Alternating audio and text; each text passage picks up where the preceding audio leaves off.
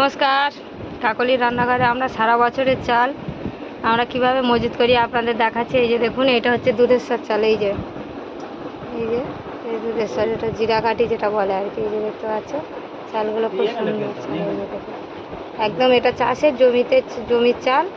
এই যে চালগুলো এই বস্তায় করে বস্তায় করে রাখা আছে। এই যে এই এক বস্তা, এই একটা বস্তা, আর এই একটা বস্তা। এই যে এই 3-4টে বস্তা আছে। এই চালগুলো আমাদের সারা বছর হয়ে যাবে। এই সারা বছর আমরা এই ড্রামের মধ্যে, এই যে দেখুন ড্রাম, এই ড্রামের ভিতরে আমরা একটা হালকা প্লাস্টিক কাগজ দিয়ে দিয়েছি। আর এই প্লাস্টিকের মধ্যে